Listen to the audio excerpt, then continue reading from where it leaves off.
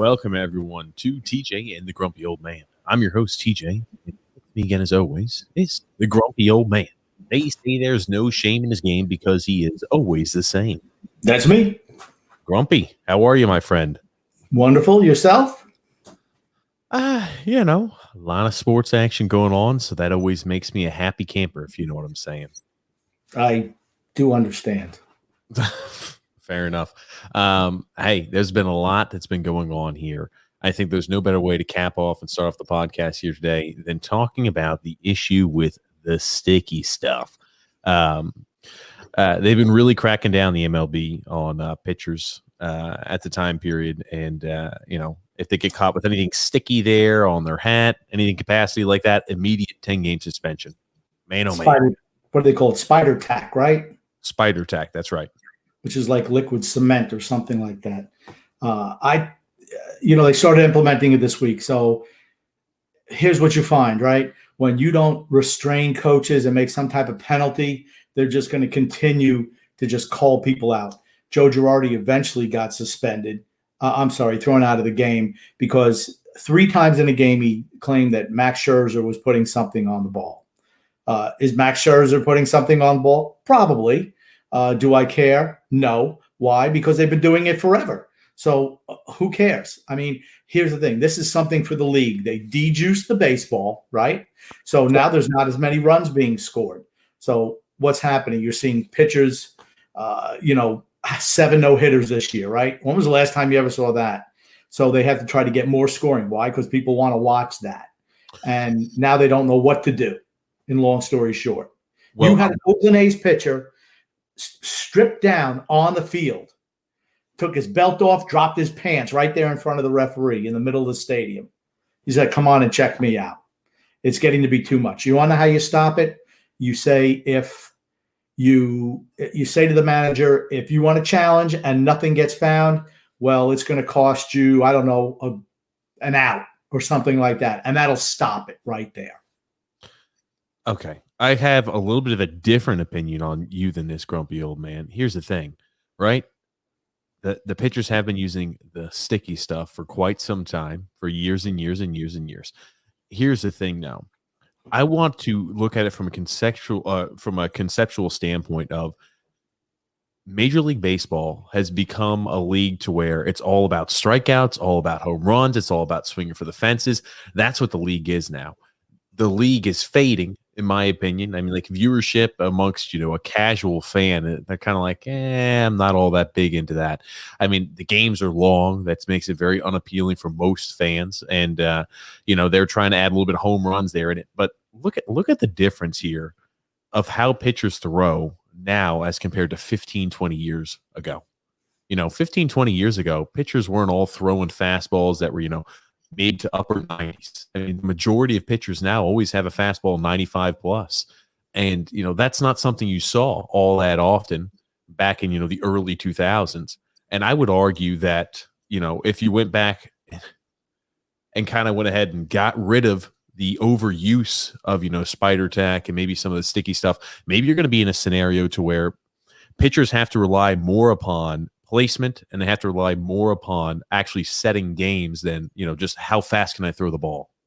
Okay, the spider tack has nothing to do with the speed of the ball. What it has, it gives you more grip and more spin, which means your ball breaks more. But the whole thing is, why are they throwing the ball harder now? Because every pitcher's like 6'5" or 6'6". Back when I was a kid, if you had somebody who was 6'2", man, he was a big pitcher, or 6'3". Those are big guys. Now, the proliferation of bigger pitchers, you're still throwing from 60 feet, 6 inches, and all they do is throw hard. But my issue with the sticky stuff is they're being taught this in the minor leagues. The organizations are telling their pitchers to use this stuff in the minor leagues. And that's why I just find it disingenuous. I mean, I just don't think they know what they're doing. They see that runs are down. It's the lowest batting average in the history of the game. And it's like, how can we get people to come watch our games? And they figure, well, we have to do something. We de-juice the baseball. After all these years of telling us we never juice the baseball, right? Now they admit that they did by de-juicing the baseball. So we're not getting home runs. We're not getting runs. And it's upsetting them because people aren't watching. And the games are still 3.5, 4 hours long. Okay.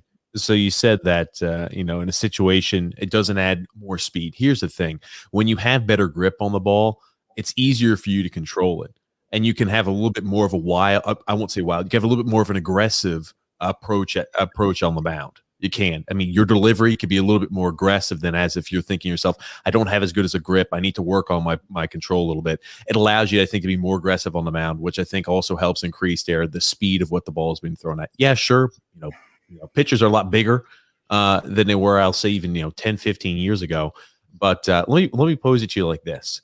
If they were to get rid of the sticky stuff, spider tack, some people use like a whole bunch of different combinations, sunscreen, who the heck knows? If they get rid of the sticky stuff in general as a whole, and it's able to lower down, the speed at which fastballs are thrown out on a consistent basis, would that help batters shift the mindset of, instead of that, I need to, I can hit more for contact than for power?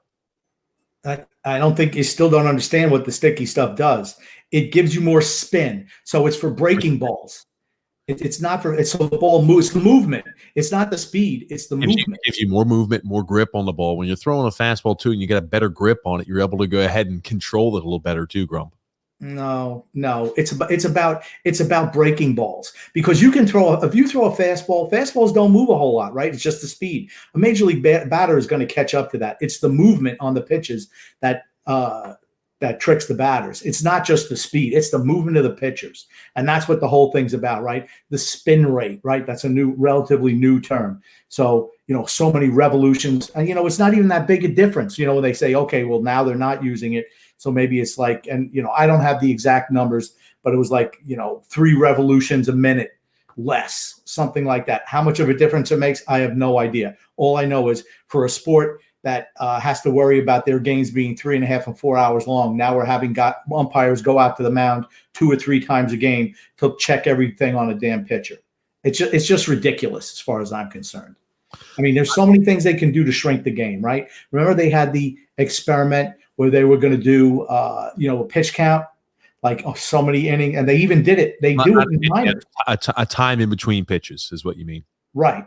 Like you have to throw a pitch within, 30 seconds. I don't even remember what it was. I know they utilize it, or they did utilize it in the minor league. It's been a while since I've been to a minor league game, probably a year and a half. But, they need to speed the games up. I mean, they're insufferable. And they are losing the American people. They just are. Again, when I'm saying they're throwing it faster, I'm just reading there what general managers are saying that this spider tack allows them to do. It allows them to get a better grip on it, so those fastballs are coming in a little faster too. So and again, obviously, I know the majority of it is with the actual breaking pitch. It allows there for more revolutions there, as the ball's being thrown. I'm just saying what the general managers are saying here. That's all I'm reciprocating here, grumpy old man. Okay. That being said, you wonder where the happy balance in the median is going to be, because you can't have the stuff like with Girardi out there, 3 times in one game against Scherzer. Holy crap. And Scherzer didn't like it. He hated it. They did the same thing to Jacob deGrom, right? They couldn't. Yep. He just handed over his stuff. He didn't care. I mean, but what is it doing? I mean, all it is just killing whatever excitement value the game has. It's like I said, you got the Oakland A's guy. He's stripping in the middle of the field. Maybe that's entertaining to people. I don't know.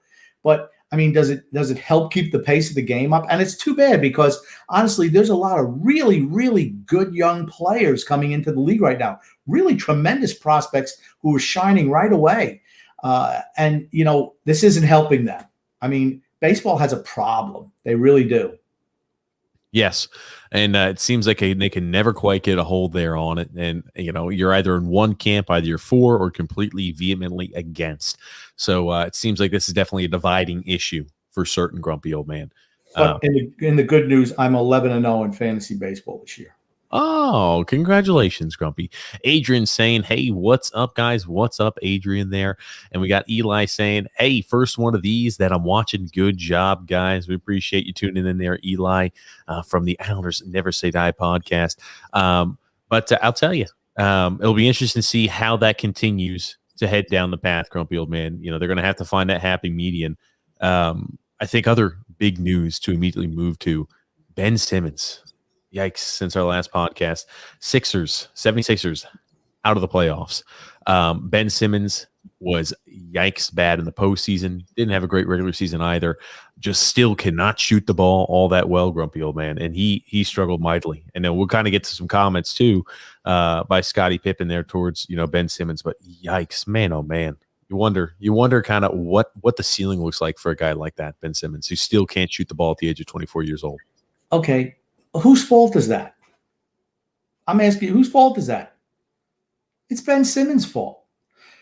That's his profession. He should be out there in the offseason. He should be out there all summer long shooting baskets. That's all he should be doing. Yeah, he's a really good defender. He is really good distributing the ball, but he can't shoot a lick. I mean, so what's going to happen? I mean, what are you shooting up in the playoffs, right? 33% from the line. I mean, and here's the thing. He gets, he's there. He's going to get fouled. I mean, they did the same thing to Shaq, but at least Shaq hit at least 50% of his free throws. This guy is a point guard who can't shoot. I'm sorry. I mean, you know what? Work on it. Work on it. Your game ain't so great that you can't work on it. This is his profession. He should be trying to be as good as he can be. That's what happens when you give rookies huge contracts when they first come in the league, and then they get max deals. Why even learn the fundamentals of the game? It's not important. You get paid. That's all he cares about. Well, this, you said he did shoot 34.2% from the line. I think that was the worst free throw shooting percentage there in postseason history for a player. I think who had attempted more than 15 free throws. Yikes, yikes, yikes by Ben Simmons. I know, the joke was, hey, he never shoots threes. He can't hit a three. There's a whole bunch of running jokes there with him. And, seems like a nice enough guy, but holy crap. I'm sorry. That's one of those things where, you're 24 years old, you're a professional. You're not a rookie. You're not a second-year guy. You've been in the league for quite some time.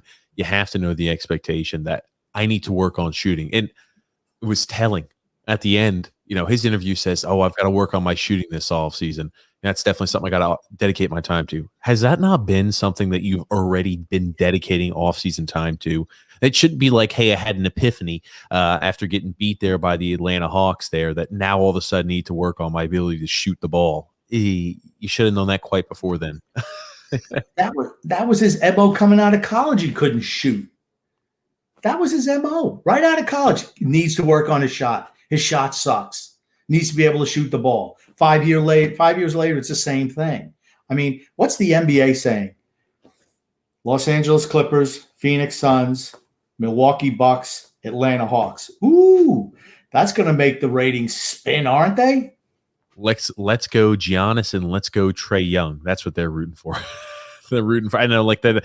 I know it's only going to be one of those individuals there in the finals, but I feel like whoever it is, that's who they're going to be pulling. If I'm the league from that standpoint, that's who I think they're going to be pulling for. Who's going to watch that? Who's going to watch it? I'm asking.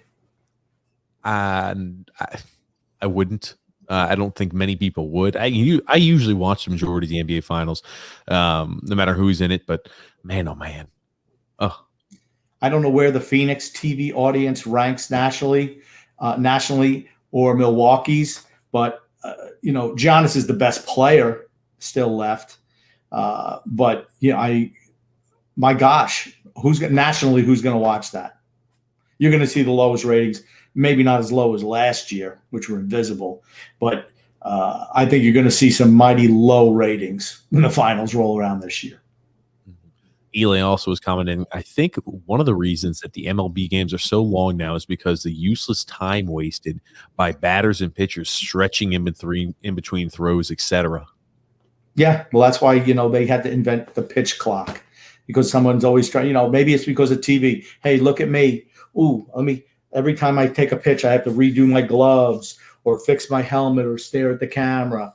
Or the pitcher, no, I'm going to waiver. Oh, send it right. They also have the rule you can only go out so many times in an inning before, a pitcher's got to be changed.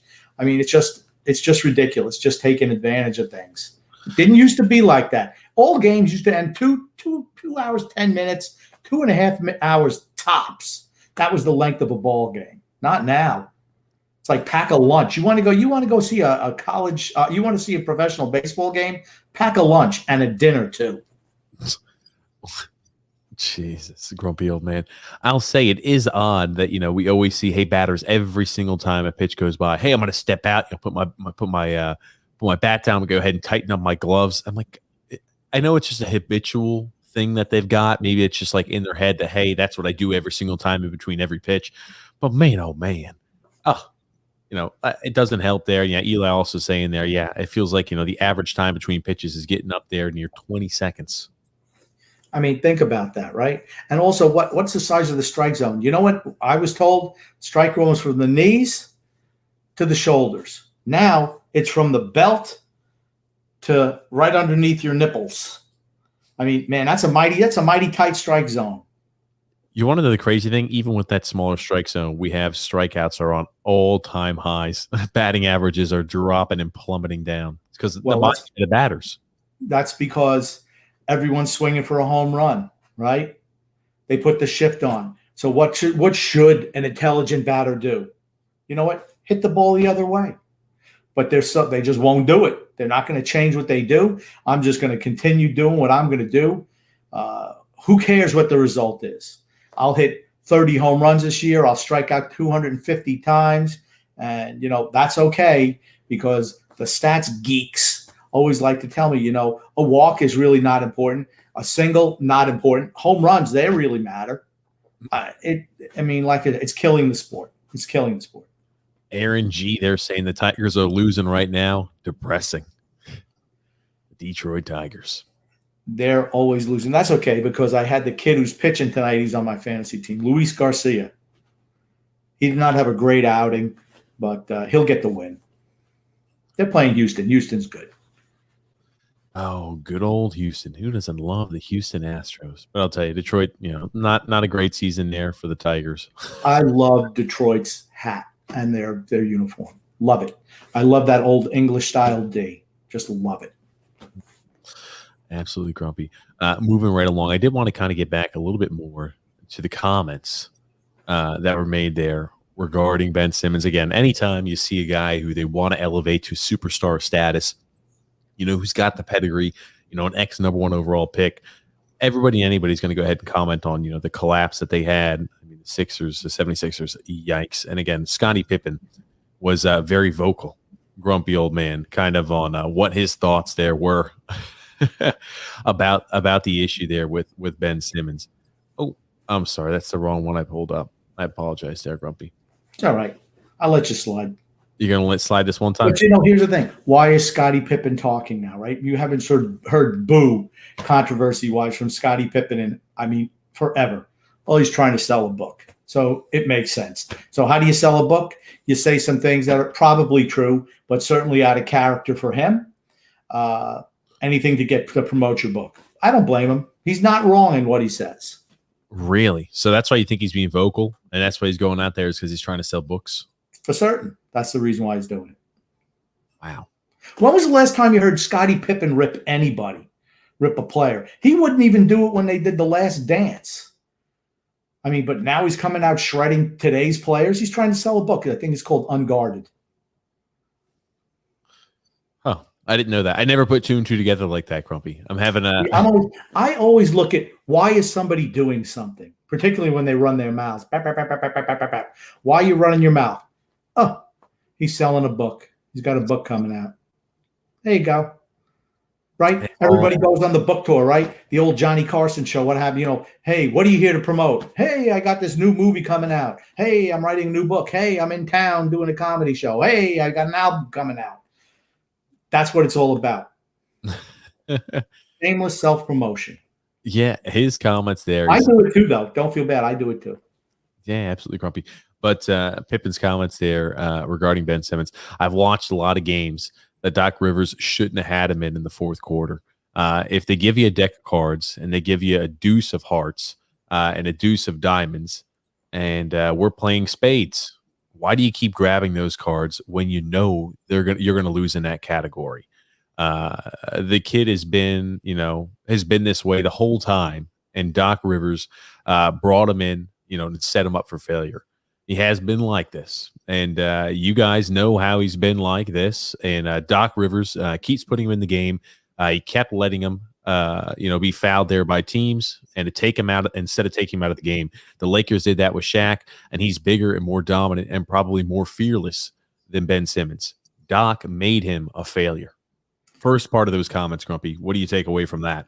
Well, spades, if deuces, unless you're going low, you certainly don't want to have a bunch of deuces in your hand. That's for certain. Those are automatic losses of the trick. So that's what I have to say about that. And I love playing spades.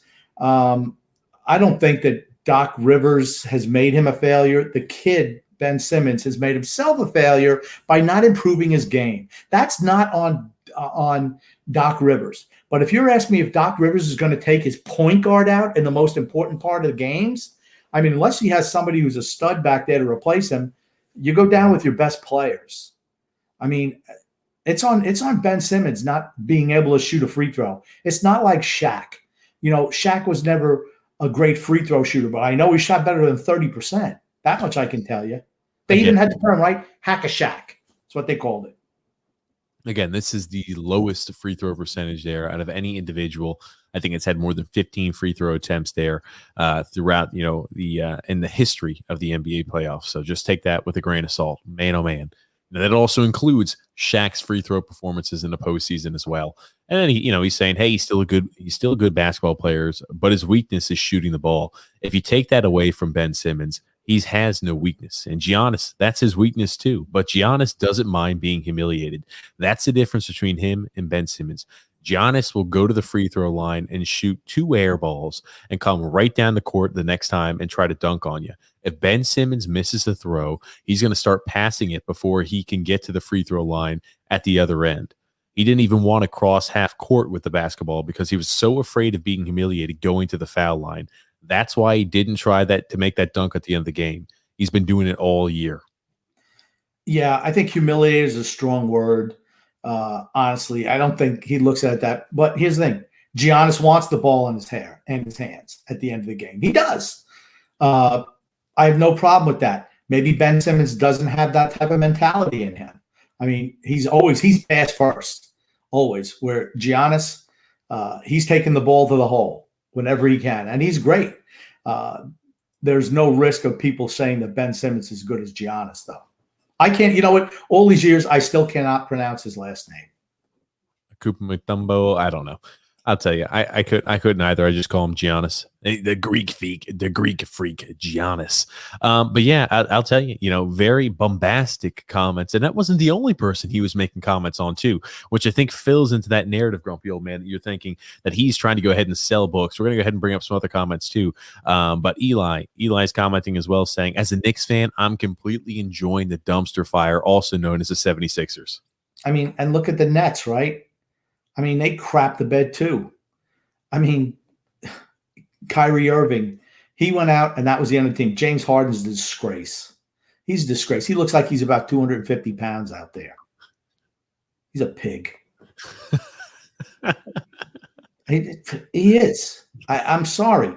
Here's the thing. As a basketball player, if you're bulging the middle of your uniform, you're out of shape. Particularly as a guard.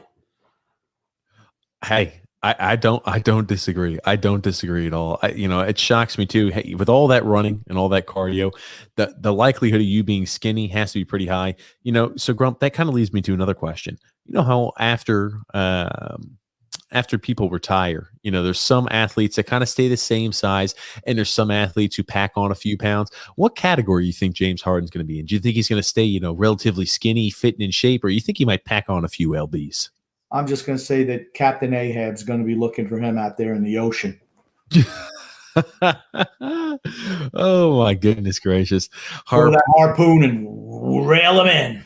Harpoon in the whale. Oh my goodness! Oh, insane, grumpy old man. Adrian also saying, "Hey TJ and the grumpy old man, who do you guys have winning it tonight? Vegas or Montreal?" Well, Adrian. Let me just say it was last time I checked, it was 2-2 in the third period because I was hoping I'd have a lead. Then I can make a really easy guess on that. But I just feel Montreal's going to find some way to win today at home. There it is in Montreal. That would be kicking the Vegas Golden Knights out of the NHL playoffs. This is one item that I do think is quite odd here, grumpy old man. Or I wouldn't say odd, but it's definitely finally giving maybe a little bit more clarity. The 76ers, they say they're committed there to keeping Ben Simmons as a central piece of their franchise. I wonder how much of that is, if we were shopping him, we obviously want to keep his value higher, or if they truly believe that, hey, trust the process, that he is going to be, a piece of this franchise here that wins finally a championship. Just look at the body. I know that's not James Harden. That's all I'm going to say. Way too thin. Like I said, James Harden is at least 40 pounds heavier than that. We're talking about Ben Simmons. We're talking about Ben Simmons, not James Harden. I wanted to get back to James Harden being so out of shape. That was disgraceful. What is he going to say? Even if they do want to trade him, what's he going to say? Does he want to kill the trade value saying, yeah, we're moving him? No. I'm going to guarantee you he'll listen if somebody wants to make an offer. Is he the answer? My thing is, kid, you better be here every day and you're shooting 1,000 shots a day. That's where you're going to do. You want to get to the next level. We want you to get there. We want you to be our franchise player, but you need to improve your shooting. I don't care what you do, get better. Even if we have to break it down right to the beginning and start over. And that's the thing too, right? I try to look at it with a grain of salt. 24 years old, point guard there. His first year's rookie year, I think he was out there with that injury. He's only had, I think, 4 actual playing seasons in the league. That being said, but what look at today's NBA, right? You can't even talk tough to a player now. They don't like it. Oh, that's not good. It's a players' league. It's a players' league. Now, maybe that's why I don't like it. Maybe that's why I don't watch anymore. I assume you're referencing Kemba Walker. Yes. And his departure from the Boston Celtics. I mean, he had to go because his knee is in such bad shape he couldn't even play back-to-back games. But he was being coached too hard. He didn't like that the crowd booed him. Dude, you haven't had a crowd in Boston in a year and a half. I don't know what you're talking about. I remember when he played down here in Charlotte, he seemed like a model citizen, didn't have an issue. Maybe going to a big pond was too much for him. I don't know. But they had to move him. They did. They say he and Brad Stevens didn't get along.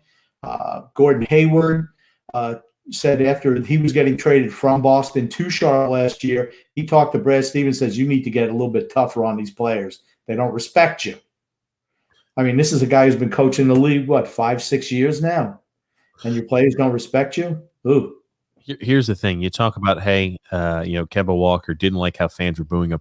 Remember, he came there, he played for the Charlotte Hornets, and the town and his city loved him.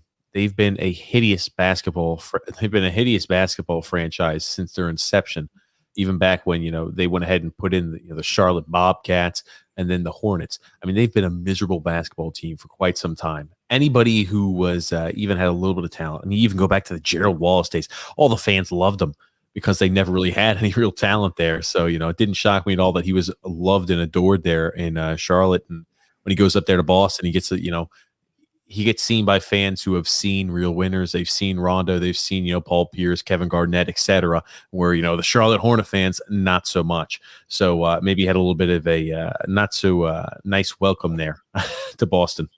Maybe Charlotte sucks because Michael Jordan is the team owner and president. You think? I do. Yeah. I think he's a crappy evaluator of talent. I don't think much of him as an owner. Sorry, MJ. Oh, goodness gracious! Get better. Stop being on the treadmill to mediocrity. That's what he's on. Yeah, and then Eli saying, out of the big 4 leagues, the NHL and maybe the NFL are the only ones I see growing in the near future. Yeah, go ahead, Grum. Yeah, the NFL is definitely going to grow. There's nothing in sight that's slowing their growth down. NHL, I just feel in this country, in the United States, NHL is a niche sport, unfortunately. Hopefully it'll be better with the games going to TBS and ESPN, correct? Isn't ESPN taking them also back? Hopefully that grows the sport a little bit because on NBC Sports Network, they just weren't doing it, honestly. So hopefully we can grow the sport because I love hockey. Baseball, dead. And basketball, useless, really. Grumpy old man. Moving I right. like college. I like college basketball with fans. The pro game, just no. It's a total turn off for me. Just absolutely the players doing whatever they want. Super team, no. Sorry, you lose me. Remember, I come from the time when the Celtics were playing the Lakers every year. The Knicks were good with Bernard Williams, Willis Reed, going way, way, way back, of course. I mean, they really knew how to play ball back then. It's not like it is today. Just isn't. Ely also saying, by the way, it's 2-2 going to overtime in Montreal against Vegas. Shots are 37-31. Vegas Golden Knights have been dominating the third period. I tell you, Montreal just finds ways to win, though. Boy, does that sound familiar, doesn't it? Sounds like the other series where somehow one team is infinitely superior to the other, but the other team just finds ways to win. That's a nightmare for the NHL, for their suits. I'm going to tell you that much right now. Could you imagine an Islanders Montreal series? Would anyone attempt to attack the goal, or are they just going to all guys stay in their own end and let the puck sit in the middle of the ice? They're both counterattacking teams. Oh, stop. Did you see recently, did you see Kakaniemi? He has 9 goals in his first 25 NHL playoff games, and they were populating there, or they're popping up on screen. Most goals scored by NHL players there under the age of 21 years old in the playoffs, and Kakaniemi is up there with Wayne Gretzky. He's up there with Mike Modano. He's up there with other Hall of Fame caliber players, Sidney Crosby. And I was like, oh my gosh, they're putting some lofty expectations there on Kakaniemi. It's easy to do that. They're just trying to pump up that this kid's. They're trying to see, hey, if we have to go, if the Canadians make it, what are we going to push? We have to push that this kid's something else. Now, do you think that kid would play for the Islanders? Do you think he'd be playing for the Islanders right now? If he was on the Islanders, do you think he'd be playing? Well, just because he was a second overall pick, maybe. Absolutely not. No freaking way. No way. Sorry, he was a third overall pick. It doesn't matter. He could have been the first pick. It doesn't matter. Too young, not going to play. Wouldn't happen. Got to give the young guys a chance, right? Those are the ones who were scoring. Cole Caulfield, again, same thing, right? Same thing. He scored again tonight. Yeah, I'll tell you, Cole Caulfield did. And I think Nick Suzuki also looking outstanding out there. I tell you, Montreal's got a lot of young players really contributing, and you've got to be excited if you're a Montreal fan. I just love that they populated this, right?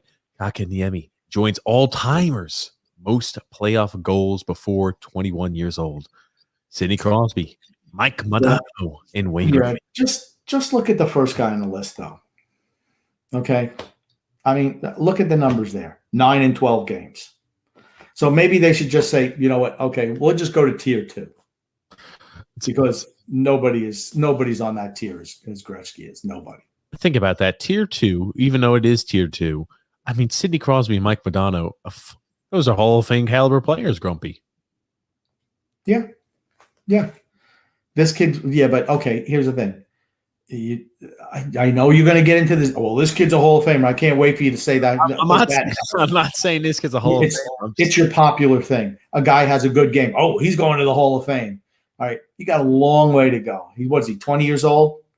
I mean, he's got a long way to go before he's – come on, he's not even an all-star yet, and you already put him in the Hall of Fame. Thank you. Oh, I'm not putting him in the Hall of Fame. All I'm saying is this. He's having a good playoffs there.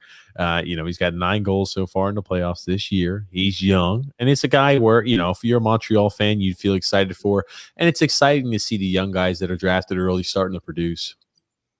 Yeah, I mean, that's why you draft these guys young, and that's why you put them in there. Why? Because you have cost certainty for the first 6, 7, 8 years of his career if he plays right away. That's why you do it. You don't let a guy rot on the vine, get overripe, bring him in for a year, starts taking off, and then you trade him because, now we can't afford to pay him because, he wants to be paid like an elite player that he is, Devon Taves. So we wind up moving that guy for nothing.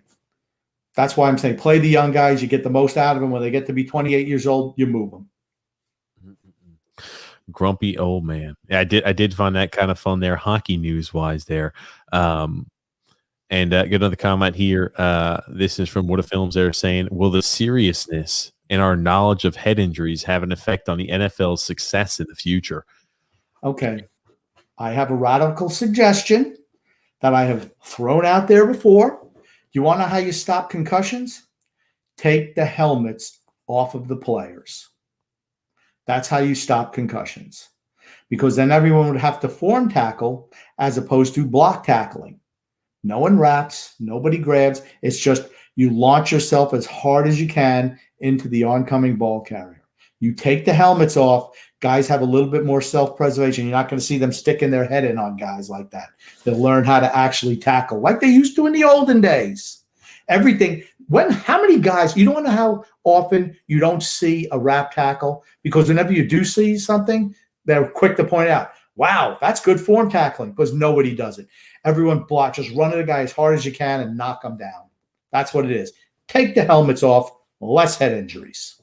Well, you look at rugby like that. There's a lot more form tackling in rugby. I'll tell you, they're not taking helmets off. To address the actual comment by What a Films there, Grumpy Old Man, I will tell you this. It doesn't matter what type of research they have. They're continuing to show that, hey, football does cause serious head injuries there. And I will agree. Players with helmets feel invincible. They're going to launch themselves as hard as humanly possible at players. It's just how it's always been. They feel like they've got, hey, I've got my shoulder pads on. I've got my helmet on. I can rock and roll. I'm invincible out there. I'm trained like this. I'm big. I'm strong. I'm just going to launch myself real hard. And that, unfortunately, does lead to a lot of head injuries. I don't care, unfortunately, no matter how bad the head injuries are, the NFL, I think, is just too big to ever get affected by any type of negative press like that. The media would have to bang that drum and bang it and bang it and bang it and bang it. That's what, but I mean, they've been trying to do that for years, but it hasn't stopped it. It is what it is, right? They have in the ridiculous, the concussion protocol rule. Well, you know what teams do? They said, well, he's not concussed. He's fine. And they said, oh, impartial, third person looks at him. Well, let's just stay out there on the field. Because I've seen guys who I know are concussed out there on that field, and they just won't come off. And they are, because big stars. Do you think the NFL really wants to take their best players off the field? Absolutely not. Yeah, absolutely not. And that's one of those things too. When I see a player get up and he's wobbly, I'm like, he needs to be looked at immediately for concussion. And you see sometimes they're not, and you're just like, what the hell is going on here? They finish up a series. And the crazy thing too is you'll find players who have mild concussions. And again, they're athletes, they want to stay out there in the game, they want to keep playing. They'll do anything they can to go ahead and pass a concussion test. Even if they have some mild concussion, they'll be like, oh, yeah, I'm fine. I need to go back out there in the game. They know how to pass it. They faced a few of those concussion tests before. And if it's not severe enough, it's easy for them to pass. What a Film's also saying, I agree, Grump. They are weapons and they weigh a ton regarding helmets. Yeah. And the more protection you put in the helmet, the more, what's the heck of word I want to use? Emboldened they seem to do to just lead with the head. They say, well, if you lead with the head, it's a penalty. Well, you know what? Sorry. Let them kill themselves out there. I don't care. But take the helmets off. Shave their heads and paint the logos on the side of the players' heads. That'll get your ad revenue up. Everybody loves the violence of the game of football, which is why it's, America's, the biggest sport there in the United States. But it's one of those things where, hey, we're seeing a lot of technological advancements there regarding different types of injuries. The head injuries are also coming around. You just wonder how those type of items are going to change there. I wouldn't be opposed to taking the helmets off of players. I wouldn't. I don't think they ever will. I just wouldn't be opposed to it. I just don't know if they ever will. Yeah, they won't. But if you want to get rid of head injuries, that's how you do it. Because then unless you're a real moron, you're not going to be sticking your head in there. No one's going to be running their head into other players. They're not. They're just not going to do it. Absolutely, Grump. Moving right along, Grumpy Old Man. Got some big soccer news today. UEFA is going to be getting rid of the away goal rule. So for those of you guys who are not aware, when they're playing in Champions League in these big tournaments there, if you score a goal at your home stadium, Obviously goals all count the same, but if you scored a goal away, you get a slight advantage if it's tied in goal differential. So, for example, if I'm Chelsea Football Club and I'm Real Madrid, and I have one away goal and I'm Real Madrid, even though the series is tied 3 goals apiece, Real Madrid's going to move on there because they have the away goal advantage. Grumpy old man. Yeah, I mean, I don't know what they're putting in his place, but before they make this, they should have put something else in place because you're going to have those issues. I just don't know what they're going to do. I mean, it's tough to figure out a tie like that. It just is, and you can't have the games go on for 4 hours. Just can't do it. And it's unfortunate too. I'll tell you, a lot of fans seem to be not very receptive to this change right now. Albeit, anytime there's change that does occur, people are always usually a little tentative to go ahead and jump on board. That being said, the away goal rule made things so much crazier. It really did. If a team, oh, wow, they just went ahead and found their way to get an away goal. Holy crap. Now, they got to score an extra 2 goals in order to win. Now, no longer is it 1 goal deficit. Now they got to score an extra 2 goals. It's insane. I think it added a little bit of extra franticness to the game, a little extra bit of craziness out there on the pitch. Maybe the thought process is, they wanted to avoid that. Well, this way it's 3-3 and they could do something else as opposed to, if a team scored. And it took me a long time to understand the away goal rule, honestly. I'm like, gosh, it didn't make any sense. But, I know why they did it. But this way, if it's 3-3 and if your team has scored an away goal, the other team hasn't, you have to score another goal. And I guess that just doesn't seem fair. So I'll be interested to see what they propose going forward. Yeah, it's going to be interesting for sure. And as weird as it sounds, when you're in the knockout stages, it almost benefits you from being the team who has their home leg last than in all these cases. Because if you've got your home game first, if the game is somehow forced in overtime, you could be playing an away game there in another arena, another stadium, and it might go to pens or anything like that if the away goal rule is no longer there. Yep. Like I said, I'll be interested to see what they propose. Yeah, Eli said that they'll probably go there to extra time there. And it takes 30 minutes extra time, or longer than that, it'll go to PKs. Yeah, I'm going to tell you what, I hate VAR, by the way. I hate it. That's video assisted review. It's just stupid. I mean, how many times do referees really blatantly miss calls, and all it does is kill the flow of the game? I mean, that was the one beauty about soccer. 45-minute halves, no timeouts. There's some extra time, added on for injuries or stuff like that, but not just stopping the play to, let me check to see that. It just takes the enthusiasm out of scoring goals. I'll tell you this much. It also is a very it's enjoyable for fans too, because I can watch the entire action and then I can go, go make some sandwich, go make a lunch or something like that, go use the restroom there during a half. And I don't have to worry about watching commercials during the actual game. I don't have a million commercials jam packed into a quarter or a half of football. They play 90 minutes, a 90-minute game with timeout takes 2 hours to play. Think about that, right? A 90-minute game takes 2 hours to play. The NFL, a 60-minute game takes 3.5 hours to play tops. But look at the time difference. That's what I love about soccer. It's like that. I just love the continuous flow of the game.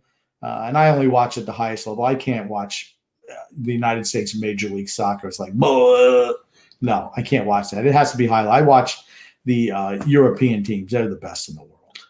Well, I'll tell you this much too. I forgot to mention this earlier, but if you like the content that we produce here on TJ and the Grumpy Old Man, the best way to support us is by subscribing to the channel. I know we're 40 some odd minutes in, but make sure to subscribe there. We go live at least once a week. Once the Islanders are out of the playoffs or they win the Stanley Cup, we'll be doing TJ and the Grumpy Old Man on a more consistent basis, more than once a week. But make sure you subscribe. Right now, we go live on Thursdays. But make sure you subscribe there if you like the content we produce. Grumpy Old Man, Adrian, as well as Eli saying Montreal won. Montreal wins in overtime. That's who I picked, right? I believe you said Montreal had no shot. And what did I say? You're writing them off. That's what you're doing. I am. Oh, here it is. Look at that. Look at First that. time. Now, who scored it? Did it say who scored? I don't have it pulled up, but I'll have to find it there for you, Grump. Okay. But think about it. First time Montreal in the Stanley Cup final since 1993. When I was a kid growing up, Montreal was always winning the Stanley Cup all the time. Yep, I'll tell you, it is. It's gonna be big. It's gonna be big there for Montreal. I really thought into this series, Montreal had a week off. They would have a week there to let everything set in. That hey, a lot of these younger players were performing out of our minds well right now. Now we had a chance to let everything set in, to sink in the moment that we were in. I thought they were going to shrink and shrivel a little bit. They didn't. They proved me wrong. And now the Montreal Canadiens are headed there to the Stanley Cup Finals. How crazy is that? I never would have thought that's the case. And Carey Price has been unconscious in that. Just unconscious. He's playing like he did when he won the Hart Trophy. However many years ago. I think it was 2014-15 season or somewhere around that time period. Whatever it was. That's, good for him. I mean, he's just been unconscious. And our old friend Robin Leonard gave up the winning goal. I know he was the guy in that. I mean, Shea Weber, what a great trade they made, picking up Shea Weber for PK Subban. I mean, he's just a rock back there. He's a leader. He's an absolute leader. Yeah, for certain he is. And again, that's a guy where, I mean, that was a 1-for-1 trade. Think about that. I remember everybody was wondering, on paper, man, you're trading away, the older defenseman, and you're getting PK Subban. Oh, this is great. How could you lose a trade like that? Oh, well, PK Subban's bounced around a few times there. Seems like he's had some issues there in the locker room, and Shea Weber, even though despite his injuries there and his age, is still just a rock back there on defense. He's a me guy.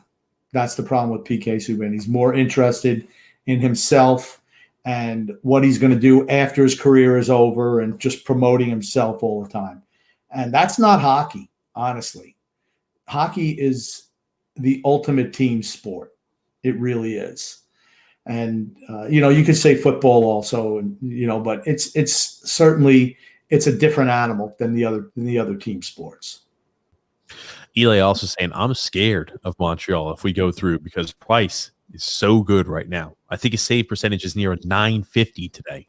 Yeah, he's been great. He's been sensational. And they just play, you know what? We'll absorb pressure. We'll just clear the zone and let the other team recycle. And you make a mistake, and we're going to cash in on the other end. Ooh, does that sound familiar? Does that sound familiar to you? That's the NHL's nightmare, by the way. Islanders, Canadiens, NHL nightmare. You can't sell that series. So what are they going to do? They'll sell Barzell and Kotkaniemi. That's what or the young guys of Montreal. That's what they'll do. They'll promote the young guys. Suzuki, Kotkaniemi, Caulfield, all those young guys there. And, the rough and tumble New York Islanders. Honestly, I think you talk about what's the selling point of the Islanders. I think it's the fans. I think the fans of the Islanders, also, probably Matt Barzal. Game 7 tomorrow between the New York Islanders there and the Tampa Bay Lightning. Man, oh man, we will have, the Stanley Cup Finals. We'll have those teams set in stone. Yep. Absolutely grumpy old man. Moving right along, we had a few more points I wanted to touch on here today. Did you happen to hear Sean McVay recently commented there on Matt Stafford? Yeah, I heard it. Okay, you heard it. I wanted to talk about this and kind of get your opinion on it. He says here, Sean McVay, that Matthew Stafford, bro, this dude's a bad MFer. Whatever people say about him, as good as it can be, he's even better than advertised. I want to ask you this. How much do you buy into that statement? Well, you give up a couple of first-round draft picks and a second and a third. What do you think he's going to say? All I know is, and here's the thing, I don't think Matt Stafford is a bad quarterback. I just don't know if he's a winner. I mean, that's my biggest thing. He's played for Detroit all those years, and I think he's tough, and I think he's got immense talent, but does he have that little something to put you over the top that the best quarterbacks in the league do? The Patrick Mahomes, the Tom Brady's, players like the Russell Wilsons, players like that. I don't know if he's got that. He certainly didn't show it in Detroit. That's all I'll say. Okay, in Detroit though, and let's be fair here, man. Oh man, Detroit is just a cluster. They've been a hideous franchise. It's where all careers go to die. Grumpy old man, the Detroit Lions. I'll tell you this: if he's looked really good, and they're in OTAs there, and even going up against that Rams defense, that should speak for something because that Rams defense is outstanding. So I mean, if he's picking apart the defense there and looked really, really adept out there on the field, that definitely says something. I'm not sure. I will say this much: Jared Goff is abysmal. He's not a top tier quarterback. He's a guy. You say Jags, he's just another guy at quarterback. He's nothing special out there on the field. So maybe compared to Jared Goff, Matt Stafford looks like a night and day difference. Yeah, is he a leader though? Because that was the knock on him in Detroit. He was not a leader, and that counts for something in football. If guys get behind you and you've proven that you can win, and I'll use Brady as the example. That's when they're down 28-3 to Atlanta, they're like, we're not out of this game. You see some of the other guys who've been on other teams saying, oh man, this game is always us. Hey, Chris Long said it on the sidelines, and LeGarrette Blount says, we're not out of this game. We got Tom Emmerich from Brady as our quarterback. And they knew that and here's the thing, me watching that game, that Super Bowl, when they scored to tie the game and they got the coin toss in overtime, I knew it was over. I knew that game was over. And he played phenomenal in that fourth quarter in overtime, just making throws like, holy crap, how to even make that throw? I mean, and the fact that the whole team gets behind a quarterback. I don't know if they do for Matt Stafford. We're going to find out because they are talented. Mm-hmm. The Rams are a talented team. Let's see if he's the man to lead them to the promised land. And here's the thing too, right? Quarterbacks always have to be leaders. That's one of those positions where, you kind of need a guy who's a strong leadership presence and a guy who's got, he's got his voice is heard and followed there in the locker room. Eli saying the storyline between the Islanders and the Canadians, if those two teams match up, is, the Islanders try to win their first cup in 36 years and their last season until moving to the new building. And the Canadians are on the verge of the first Canadian Stanley Cup since 1993. Normally, I'd be rooting for the Canadian team to win a Stanley Cup. Well, if Tampa Bay gets in, I'll be rooting for them, but otherwise, no. I don't blame you there, grumpy old man. It'll be I'm rooting for the Islanders. Long story short, if they don't make it, I'll root for the Canadians. So I don't doubt it there, grumpy. I'll be in the same boat there as you. Nick D also saying Montreal just won. A big win there for Montreal. Even when they lost a couple of the overtime game, did you really feel that Vegas was going to beat them? I didn't. I just think that Montreal kind of controlled that series like they did against Winnipeg. I was really shocked they rolled Winnipeg like that. And I didn't think they beat Toronto, but they put the kids together in Game 5 in Toronto, and as they say, the rest is history. Give them a shot. Absolutely. Hey, it's worked out there for them. Game 7 are weird. Anything can happen. And Nick was also saying there, Vegas did not look good at all tonight. Well, it's what Montreal did to their first line. I think only had 2 points the whole series going into tonight. And how much success you're going to have when you're scoring lines, unless you're an Islander scoring line, has 2 points, your first two lines. You're probably not going to be very successful. Goodness gracious, grumpy old man. Adrian wants to know, is grumpy old man a Tampa Bay Lightning fan? I'm an Islander fan, but I do appreciate the greatness of the Tampa Bay Lightning, without a doubt. And I know that Adrian is rooting for the New York Islanders to win tomorrow. Oh, goodness gracious. That's a joke. I know she's a Lightning fan, but, I have the bully pulpit here, so I'm just going to say she's rooting for the Islanders. Oh, goodness gracious. And Eli is saying Vegas looked like the spoiled brats they are. Glad to see their fans cry. Oh, goodness gracious. I don't like the fact that they don't have to expose anybody in the expansion draft. What? I didn't know. Vegas doesn't have to expose anybody. Nope, because they were an expansion team, 3 years ago? So they didn't have to expose anyone. They're one of the better teams in the league. I'm sorry. That's a team that's unbelievably talented. What they've been to, They've been to the playoffs every single year they've been around. They made it to the Stanley Cup Finals, and here they are back in, the semifinals this most recent year. Hard to believe, isn't it? Yep. Moving right along there, Grump. Did you happen to hear? I know you're a big Tom Brady fan, but did you happen to hear about Tom Brady regarding a certain team? He didn't reveal what team it is, but when he was in free agency before he chose the Bucs, he was looking to go to a certain team and destination, and they said that they're going to pass on him because they're going to keep a certain quarterback they had. Tom Brady was quoted there saying, "One of the teams that weren't very interested in me at the very end, I was there thinking." You're sticking with that F word. So MRFer, he called him. That MRFer, yes. Yeah. Just never underestimate that guy. I mean, Tampa Bay got him for $25 million a year, which is just middle of the pack. I mean, all he wants to do is win.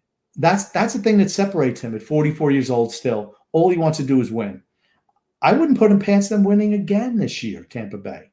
They got everybody coming back from last year, and they don't seem like they're a team. They seem like they are a team who plays for one another, which is so important. You don't see a bunch of them cashing in or leaving via free agency. Everyone came back. That's like, I can't remember it ever happening. And he is separated himself from every other quarterback who's ever played the game. He's just the absolute ultimate winner, without a doubt. I mean, he had a torn MCL that he played last year through. The whole year he played through. He tore it in April, and he played the whole year with it. Think about that. Now, he's not a guy that runs a lot, but still playing that position, his mobility was affected, and he was able to play through it the whole year and have a great year. I mean, the man just amazes me. He's fantastic. I'll tell you, I know Grumpy. And how do you think the Chicago Bears really felt about that? Because it had to be the Bears, right? There were only a few teams, if you can imagine this, were even interested in him. San Diego was a little interested.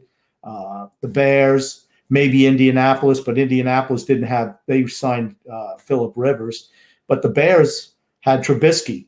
I mean, that was their guy, and they decided to stick with him. The 49ers were also interested in him too. No. He wanted to go to the 49ers, and they said no.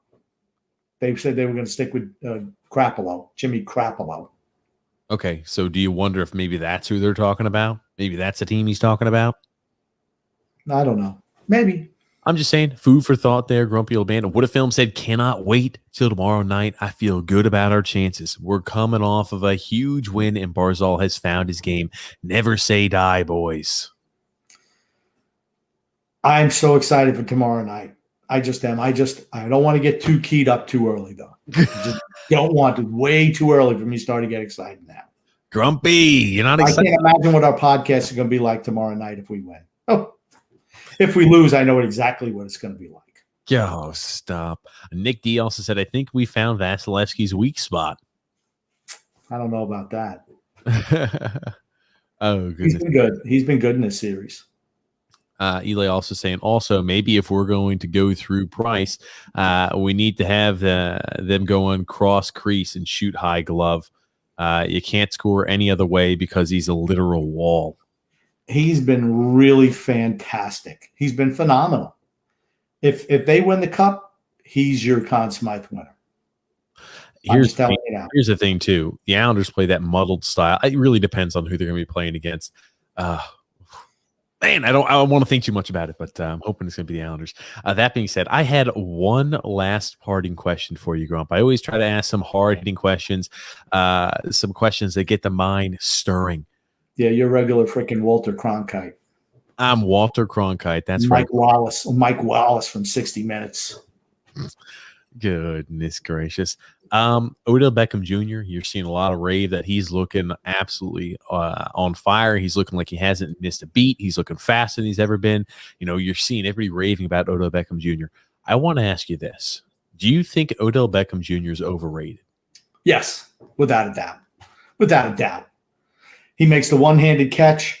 What do you think, Odell Beckham Jr.? What do you think? Do you think, oh, man, he's scoring 20 touchdowns a year? No, it's the one-handed catch he made against Dallas. That's what you think about Odell Beckham Jr. Nothing else. Dallas. He's parlayed that into making pretty good money.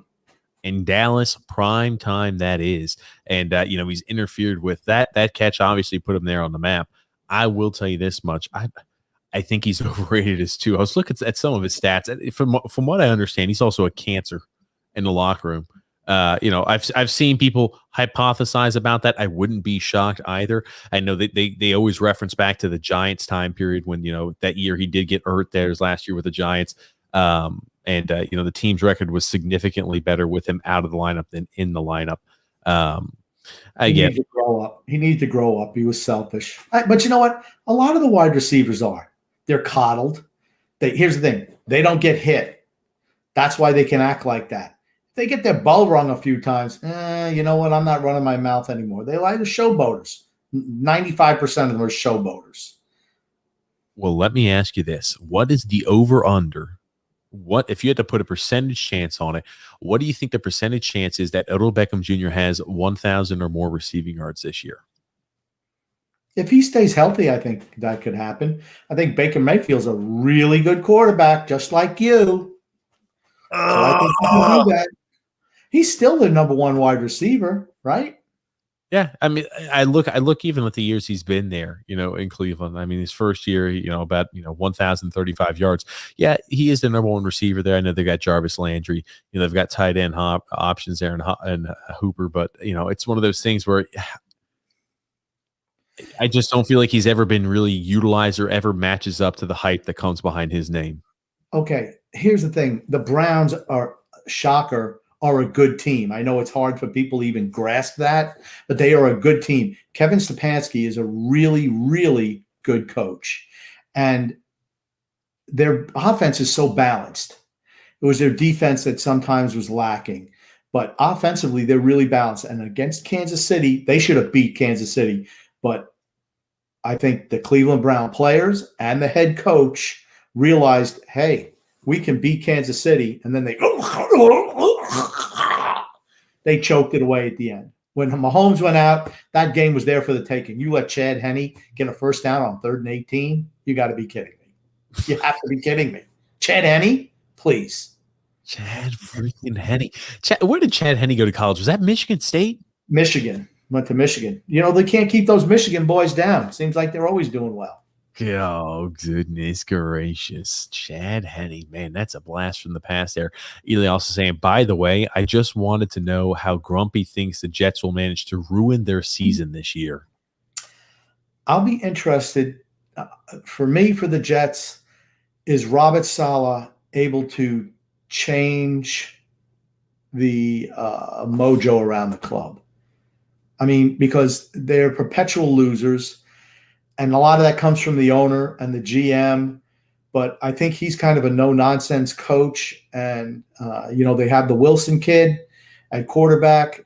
They need to get rid of that hammerhead who likes to smash beer cans on his head. He's just a fool. He's an absolute fool. But you know what? I'm going to give him credit. I'll call him a fool, but he's smart too, right? Who does he hang out with? The franchise quarterback. He's right next to him. Hey, buddy. How you doing? He's like his little professional ball washer over there. What do you need, buddy? Okay, Dan Feeney. Dan Feeney has played well there. He played well for the Chargers. I'll tell you one thing. You don't like him because he's an offensive lineman that's making waves there, and you're seeing him a lot out there in the public eye. That's why you don't like Dan Feeney. I'll tell you one thing. Good for him, though. Hopefully he gets something out of, that craziness. And, he's picked up in the spot in the eye, in the spotlight a little bit there, I think. But with the Jets, I didn't like the Elijah Vera Tucker selection. I thought that was an overpick there. I think it was at 14. I think you're wrong. I think you're wrong with him. Okay. I could just tell you, I thought he was soft in a lot of areas where I was like, not a big fan. I thought there were better offensive linemen that were out there at that time period. And I know Elijah Moore there was the wide receiver they picked up there early in the second. I think Zach Wilson has a lot of upside. Just got to keep him safe back there in the pocket. The most important thing is the culture has to change. That's the most important thing, is the culture has to change. The last time you could say they really had positive culture when Rex Ryan was there, right? And how many years ago was that, right? 10 years ago? I mean, when was the last time the Jets were relevant? I mean, it just is what it is. They're freaking dumpster fire, but hopefully Salah turns it around. And I think he has that ability, honestly.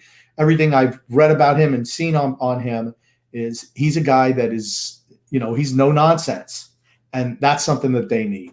I mean, Todd Bowles when he was there, right? Really good defensive coach, but tell me he didn't look befuddled on the sidelines all the time when he was a head man. He looked lost. He's still an excellent coordinator. Coordinator. And some guys are coordinators. There's nothing wrong with that. I mean, not everybody's destined to be a head coach. I mean, you have to be able to, I think the biggest thing, even though Belichick doesn't, is to be able to communicate with your players. Bill Parcells was the absolute master of it as a head coach. He knew just what buttons to push on every player. And that's what made him so special. This is a comment, Grumpy, that is going to make you very happy. I know there's a certain member on this organization who you absolutely love. Aaron G, they're saying, the Lions, what needs to happen in Detroit? Grumpy, you love Dan Campbell, don't you?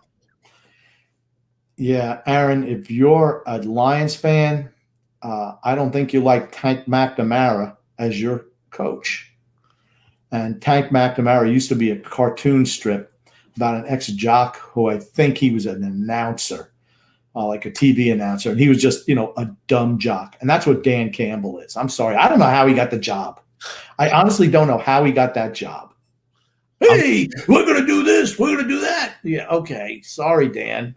You haven't seen recently, the interviews Dan Campbell's had. I think he even said that, back in that time period, he took the wrong approach there to it. He's only a few years out of the league. He took the wrong approach to it. I've watched a few interviews there with Dan Campbell, actually on the Pat McAfee show. I like him. I'm not enamored with him as a head coach, but I'm definitely not as bearish as you are there on Dan Campbell, Grumpy.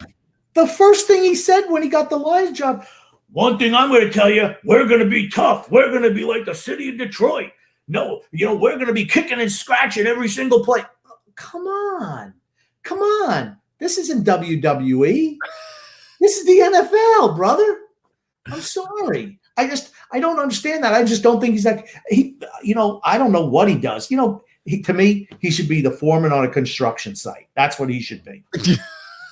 Hey, guys, let's go out and get some brewskis. Let's get that frame up there. We'll go out and get drunk together. Woohoo! I remember he was a tight end out of Texas A&M and played for the Giants. I remember that. And he was always gung-ho. Yeah. Semper Fi! It's like, hey, maybe he thinks he's a Marine out there. I don't know. I will tell you this. I did love Penei Sewell. They suck. They suck. Just to touch on the Lions, I'm sorry, one more thing before you go. The Lions are bad. I mean, your quarterback is Jared Goff. As bad as Matt Stafford was, or they didn't win with Matt Stafford, Jared Goff is worse. I will tell you this. Penei Sewell was an excellent pick there at 7. I think I think Penei Sewell is an excellent offensive lineman. Couldn't speak highly enough there about him. I'm excited about him being in Detroit. That's going to be a guy who's going to be, unbelievable offensive lineman for years to come. So, if we're thinking, hey, what do they need to do? I still think maybe quarterback as a whole. I'm just not too confident there in Jared Goff. I'm not as negative there on Dan Campbell as the grumpy old man is. I will tell you that much. But Detroit, they've got a little ways to go. Needless to say. Okay, that's being nice. I mean, I thought they actually had a pretty good draft, but I just don't think Dan Campbell's the man, a head coach. I just don't. I hope I'm wrong because I love their helmets. I love their color scheme. I even got myself a Lions hat because I love it so much. Love the logo. And I always root for them on Thanksgiving Day. Always. The early game on Thanksgiving Day. Aaron G also said, laugh my ass off. Thanks, Grump. There you go. I'm here for you, Aaron. You know that. Oh my goodness, Grumpy. Also, one quick thing to mention here before we wrap things up. More soccer news. As shocking as in Group F there, that was the group of death there with France, with Portugal, Germany, and Hungary. Hungary actually led, Grumpy Old Man. I'm not sure if you're aware of this. They led the most minutes out of that group, and they were down and trailed the least amount of minutes in that group, and they were the only team in Group F not to make it there to the knockout stages. Yeah, they were also the only team not to win a game. So, that's what counts. You have to win. They suck. They deserve fourth place. That's what they are. They play park the bus, okay? So that they got a lucky goal and tried to just hold off the other teams. That's not playing.